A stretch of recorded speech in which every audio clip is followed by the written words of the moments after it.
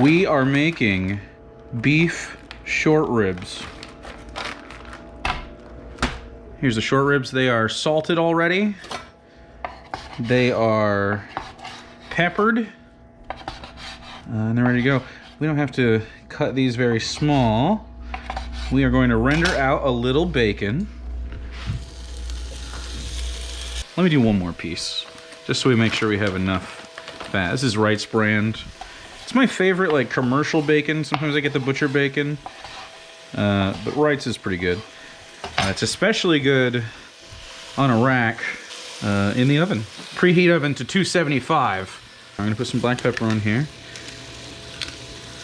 I'm not gonna render these down all the way, but I want them to render down a little bit and get some of that fat up, because what we're gonna do is, maybe I should have left the gloves on, but fuck it, it's just beef.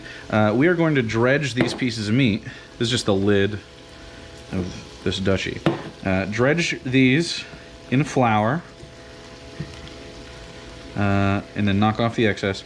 We are going to use that for browning. It'll also help thicken our stuff. If you watch the beef bourguignon video, you'll notice it's a pretty similar process.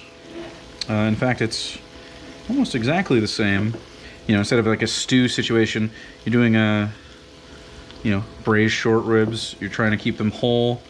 You'll reduce the sauce at the end of this in a way that we don't do with the stew, because you eat it sort of like out of a bowl. But, you know, fundamentals are similar. If you can cook that, you can cook this. In fact, this is a really great beginner recipe for people who aren't necessarily accomplished in the kitchen, because it's mostly foolproof. We are going to cook these for about 4 hours, enough time for the collagen to break down and get fork tender. And then you're gonna have something luxurious. The active time is breaking the veggies down and stuff. Let me move these around a little bit, just to make sure. And we are only doing this at a low heat. We can do it a little bit hotter if we want, but we want to get the bacon fat out, let this render, and then we're gonna take these, and into the bacon fat they go, maybe a little more olive oil and stuff. We're gonna sear them, and then we're gonna cook all this stuff in it. But while we wait for this to render out, I'm gonna be doing some vegetable prep. I've already done a little bit.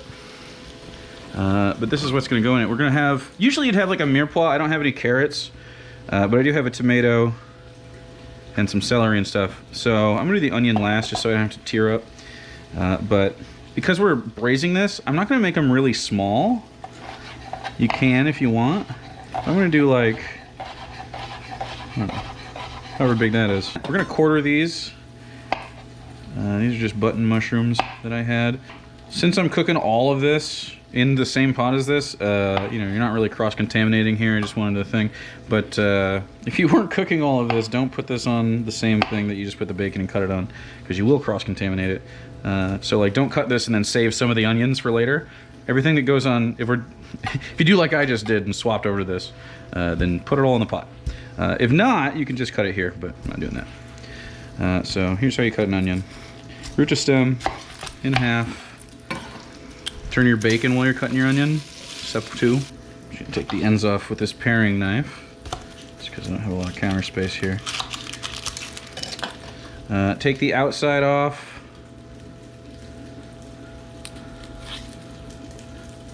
And you keep this root end, you'll see in a second.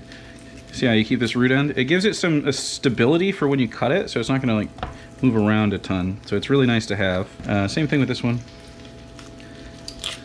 After we're done cutting these and putting them in, we are just sitting around for 4 hours. So, and you can make this ahead of time, so you don't have to make this for today. You can make this for tomorrow, and it will be better and better every day for like 4 or 5 days. So we're gonna take, actually for this, because I like that it shreds, I'm gonna go with like a onion like this. If I was to shred these together, I'm gonna have like these really nice, you know, sort of like onion shredded beef situation going on in there. They're really gonna break down. You can cut them down smaller. You can cut them more like to this shape if you want to dice like that. If you want like a rustic almost stew-like thing going on. But I'm going to do this. It's going to be great. But I wouldn't cut them super small is the only thing you don't want to do. Similar thing is they're going to cook for a long time, and you don't want them to overcook. Similarly, we don't want to overcook our bacon. In fact, I'm going to grab, instead of this, I'll grab one of these. I'm going to reserve my bacon. I'm just going to keep it right over this, because I'm just going to put this lid right back on, so anything that drops. Anything that looks close to done, I'm just going to keep on the side. I normally would have like a special vessel for this and not just do it scuffed with the lid here, but I mean, you're in your own house. You know, I could have a bowl for that. It doesn't matter. Not really. See, this one's like a little far. I don't want it to cook too much because we're gonna put this bacon back into the pot. If you cook them too much, they're gonna be way overcooked by the time the stew's done. So we want some chew, some crispy. Just render the fat out. You know, it doesn't have to be like perfect or anything.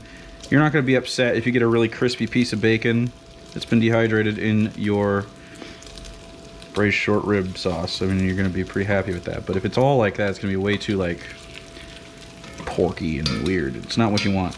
You know how like burnt bacon gets sort of like just too much and assertive? That's what we're trying to avoid. So you just want to be conscientious. Okay, we're gonna let that go for like 2 more minutes. This garlic is gonna go in mostly whole. You can smash it up with your hands. You can just do something like that. Just to break it open a little bit and get them going. Because I don't want them to break down in the stew too much. If you want to mince them up and just have them add to the background and be really garlicky, cool. But I also peeled this tomato. I just cut across into it and took my knife and went like this along the edge. Peeled off. It's pretty easy. And then immediately, without too much precision, we're just going to take what's the part we want to render, this beefy part. Bam, let's do that. Okay, and we're going to take this one, nice flat part, and nice spot. You don't want to overcrowd. If you have if you're feeding a crowd, you have like a bunch of these. You can do them in smaller batches, but these are all I got. I'm only gonna make this amount. I don't need a whole bunch. So these are going to sear on all sides, and then we're going to take them out, rest them here again, and then throw the mirepoix together, deglaze it with this red wine I didn't know I had. I don't know. It's probably just bullshit. I don't know. I don't know anything about wine. It's from Portugal. So fancy. It doesn't matter. It tastes good though, and that's what matters. So if it tastes good, and you would drink it, you can cook it with it. It's just like a dark sort of floral, semi-dry wine, but it's semi-sweet. You get 1 piece of bacon. This is yours. That's your chef's bacon, chef's treat. All right, let's look at this. It's probably not, yeah. You want to just go for a minute. So I'll be back when these are all the way seared. And then we will continue the process. I just flipped them once. See how crispy? So that's what we're looking for. You can go a little bit further if you want. The nice browning and good texture. Don't be afraid. So as you can see, they're almost done. Took on nice color. Just find spots you missed. Just kind of this butt end here. Let's see, that end right there. And this is pretty much, let's do right there. So those are just gonna rest for a second. Hey Mickey, some Mickey spotting. The next thing we're gonna do is we're just gonna put in these mushrooms because they have some water in them. And I want them to break down a little bit and get a little bit of browning on them. And then we'll add the onion, celery. Let that cook for a little bit. A little garlic. Let that cook for a little bit. I'm gonna add some salt throughout the process. Some people don't add salt here because the whole thing reduces. But I disagree with that. I think you should do it now. And just don't add too much. I think you'll be fine. I think you'll be just fine. Oh yeah, we got some nice char on that. Okay, so immediately we want to do this because it's got some heat in it. Want to get that fat up. Beautiful. All right. So what I want to do immediately is, actually let's use this so I can scrape a little bit. I want to toss these in the fat a little. Okay, and then I want all of these to, we got a flat side down, and I'm gonna get finicky with them for a second. It doesn't have to be. You can get these back sides, but I want these to like really get some good surface area involved. You can do this. You can intentionally place these down if you want. These are gonna soak up a lot of the fat initially, and we'll be adding some olive oil, but we're gonna start getting rid of some water here. And mushrooms add such a nice earthy note to beefy things, and so I'm very much looking forward to them. If you don't like mushrooms, again, you don't have to use mushrooms. A lot of people would use carrots just for a normal mirepoix, so you know, not a big deal. Do a little salt because I want these to express their water real quick. But over time, these are going to get super delicious. They're going to be like little medallions of flavor, and you want that. You like medallions of flavor. We're going to add the onions, but I want to add some oil. Let that get a head start. It's going to heat up for a second. All right, the onions and the celery at the same time.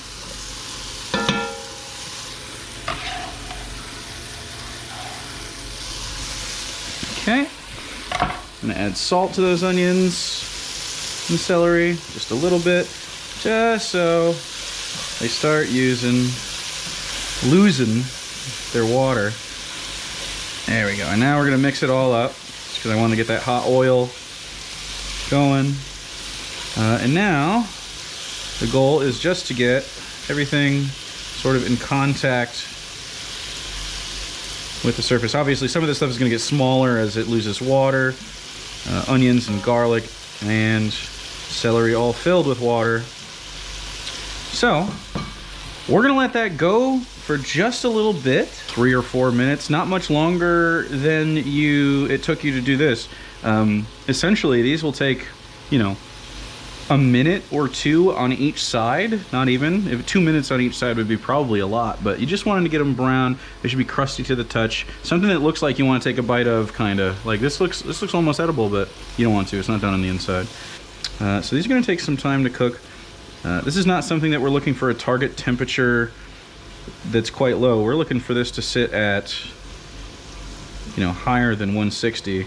Usually these are going to be, you know, well past well done, but you want this collagen to break down, and that's going to take, you know, 4 hours or so at 275 inside this with a braising liquid. We want to be making sure we don't underdo it. You could of course overdo it, but it would take a lot for you to overdo this. 4 hours is a long time for you to smell this cooking and not be ready for it to come out, you know? I mean, I guess you could walk away from your house or something, but I mean, yeah. So, okay, these are gonna cook down for a little while. I'll be back when these are ready to go. We're gonna add some garlic in a little bit, toss some stuff around. I'm gonna get some tomato broken down for that as well. But I'm gonna let this go a little bit further before we record that, so. All right, this has been going for a few minutes. It's, you know, you don't wanna take them all the way, but you see how everything sort of has some browning on it. They're translucent. But not like, you know, super well done, because again, we're gonna cook this for a while. So we're gonna take these whole garlic cloves, toss those in there, let them mingle with the crowd. They're gonna start to get, you know, fragrant. You're gonna be able to smell the garlic. And let's break down our tomato really fast. So I'm gonna go ham on this. Now this, I'm just gonna break down. Well, I'm just gonna break down really rough at first,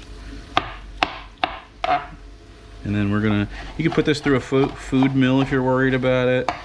This will break down over time. I just want the tomato juice, the acid, some of the flavor. I don't have any tomato paste right now. Actually, I might have a can of it, but I'm not trying to open a can of tomato paste for this. That would be more traditional though. That'll add some like deeper notes of you know, that more concentrated tomato flavor, but I don't think this needs it with all the other stuff that's going on. Tomatoes in. Get a little bit more black pepper going. Black pepper and beef's good. Now this is better than bouillon. Here, this beef base, which I really like, unless you make a bunch of homemade beef stock all the time. It's really good as a backup plan. And then I have this kettle and fire beef broth that I use over the holidays that I guess is good. It's better than like the cheaper stuff. This is the low sodium stuff because I don't want a bunch of salt in here.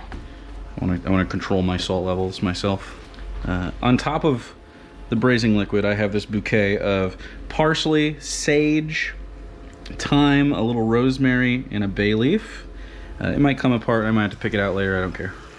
If you're really finicky about it, you can, get cheesecloth. You can tie it up with twine, different ways. I pretty much don't have any fond on the bottom of this, so there's not much to deglaze. Nice mix. Okay, so I'm kind of eyeballing it because what you want is just over the amount of beef. So we can go a little bit further. So we're gonna do more wine. So I find the meatiest part, and I want that at the top.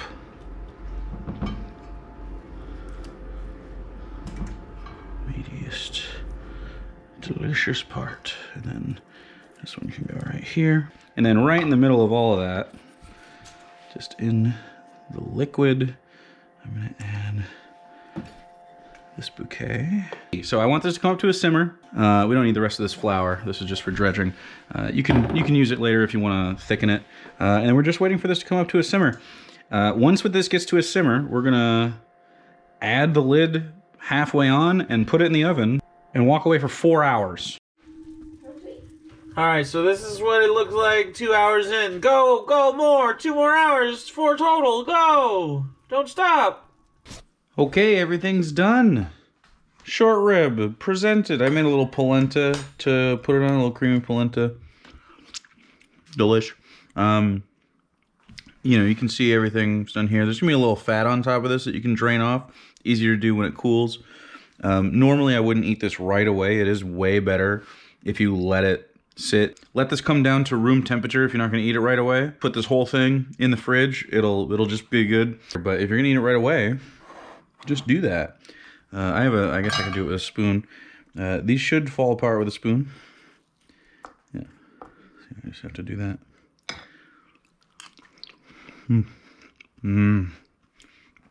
So beefy. So delicious. See, it just pulls right off. Just with a spoon right off the bone. Nice and easy. So super delicious. Big beef flavor. Tender, rich. Super easy. I barely did any work. Super worth it. These are well seasoned. Don't skip the salt step.